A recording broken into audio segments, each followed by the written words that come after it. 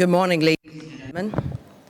Firstly, a big thank you to the organizers for inviting PGI to share our take on the jewelry industry in China.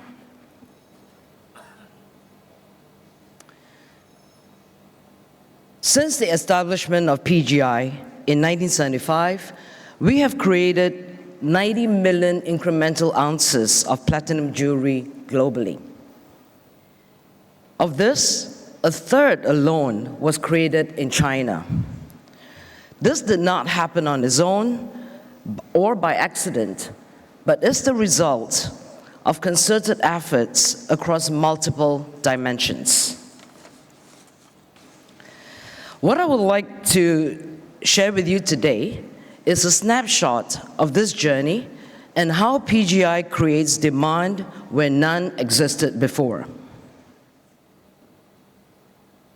In line with PGI China's current 5-year ambition, which is to make platinum the preferred business differentiator in the jewelry category, I hope the story today gives you a better insight into the different areas in which PGI is an active instigator.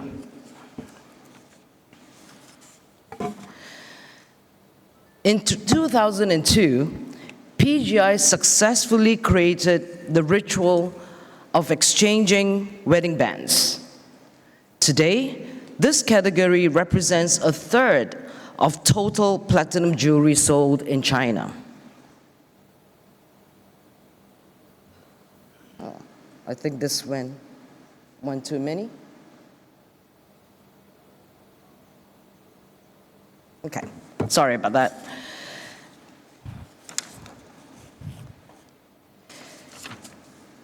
Here we go.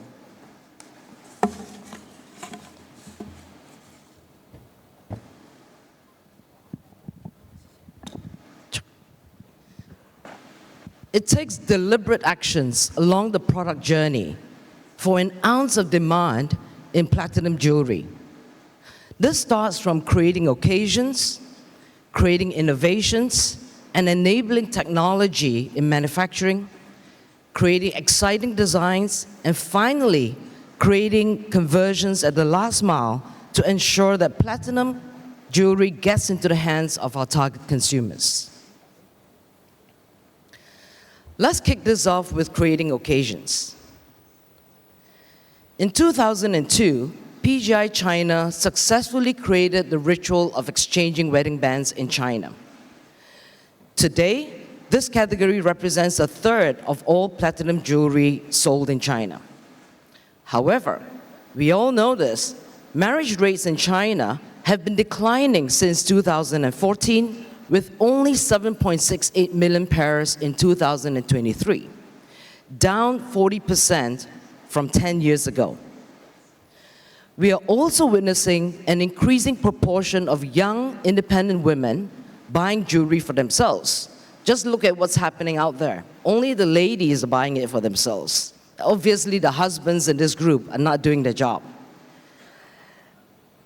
According to PGI's 2023 acquisition study, 12% of females aged 18 to 24 buy jewelry for themselves. Finally, men in China are also changing. According to the same acquisition study, over 30% of men are likely to buy precious jewelry within the next 2 years. And I hope this group here will increase that statistic. The actions PGI has taken to capture these changes include expanding bridal jewelry through a lifetime of love behind our Bridal Plus positioning. Whether you're just starting off on your love journey or celebrating your 75th wedding anniversary, we have the right jewelry for you and your loved one, made with platinum, the metal of love. To cater to self-purchase females, we created PT Moment, wrapped around the insight that behind a woman's elegance lies strength and tenacity. These are the exact same attributes of platinum, the metal.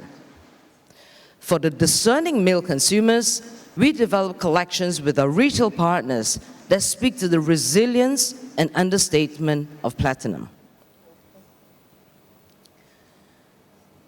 As you can see, platinum is by far the preferred metal for wedding bands and diamond rings.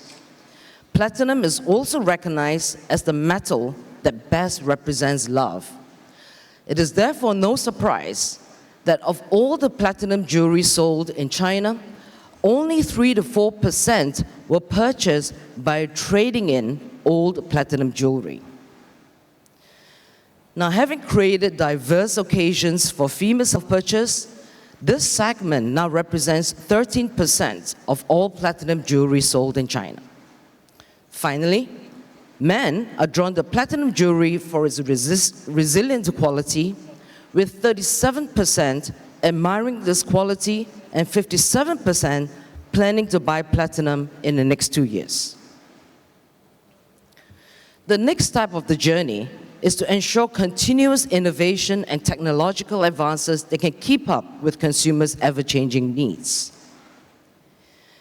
The current small number of platinum manufacturers and craftsmen in China have limited means and incentives to invest heavily in research and development. As a result, most manufacturers gravitate toward a limited range of platinum alloys. There was also very little manufacturer-led innovation, such as 3D printing and electroforming, which have become important elements of manufacturing in gold. Finally, there was low availability of findings and semi-finished products, which are basic and simple components that are actually not simple to make and access. So, how do we intervene? PGI has done significant work in the past to understand, improve, and apply alloys in platinum manufacturing. In addition to learning and adapting from other markets such as Japan, we have developed alloys that are suitable for the China market. So far, we have developed a heat-treatable 950 platinum alloy that can reach hardness levels of 350 Vickers versus standards of around 100. This same alloy can also be used to create findings. We also provided vacuum-melted, pre-mixed alloys for the trade to improve quality in casting and develop better alloy options to improve the CNC process and polishing, which are key manufacturing processes. After trials of co-creating and testing varieties of platinum powder on different printing platforms, manufacturers are now able to 3D print platinum jewelry using multiple systems. This has allowed the industry to develop designs and collections that would otherwise not have been possible to make. And last but not least, PGI has helped manufacturers tap into industrial supplies to improve production. This now allows manufacturers to use hard platinum wires for chain making and findings, extrude tubes with minimal porosity for rings, while simultaneously improving the CNC process, and apply hot isostatic pressing, or HIP, to reduce porosity issues in casting. We have thus created innovations in platinum jewelry that did not exist before, such as the diamond cut, dark electroplating, electroforming, and mixed products with gold and other materials such as enamel and aquamarine, most of which you can see at our display outside. This in turn has only recently created 265 new SKUs curated across a total of 28 branded collections. On top of that, we have seen the community expand with another 24 companies, schools, labs, and fabricators joining PGI last year to push the platinum agenda. A good indicator of the success of the program is also turnout at key events, such as the Jewelry Fair in Hong Kong last year, where PGI's Tech Forum attracted 650 attendees, both online and offline. This is a massive number in our small world of jewelry. We are pleased with this progress as it certainly lays the foundation for platinum jewelry going forward. The third step in the journey is creating exciting designs and exciting designs that consumers actually want and demand. Several years ago, one of the key reasons younger consumers did not buy platinum jewelry was because they could not find the designs they liked. This was exacerbated by the lack of inspiration and breakthroughs that designers in the industry faced. The younger consumers today are also shopping at very different channels compared to their parents. But platinum jewelry was only available through traditional retail channels and a small subset of e-commerce.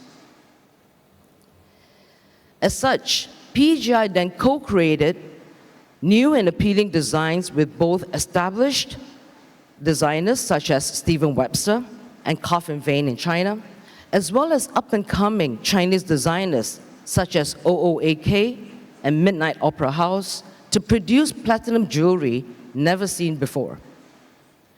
We also held PT Design Spectrum, events that will inspire industry designers so that they in turn can innovate and churn out designs they never thought possible.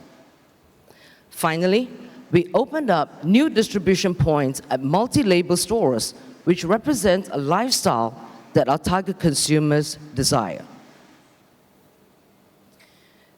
PGI has since created and shared 6 full design trend reports and held 2 Spectrum events, reaching over 360 designers face-to-face and over 2,800 readership in the industry. PT Edition now boasts a total of 78 SKUs under 7 distinct collections carefully crafted by leading designers. These collections are exciting and inspiring the industry in China. The final step in our journey is to ensure that these beautiful designs, these beautiful pieces, actually get into the hands of the consumers and that they will actually buy and wear them. To get platinum jewelry into the hands of consumers, there are several hurdles we need to overcome. Firstly, we need to get the right jewelry in the right places at the right time. We need to ensure that the gatekeepers, who are the frontline sales associates, are platinum advocates. And finally, consumers tend to research online and purchase offline. So how do we leverage this behavior?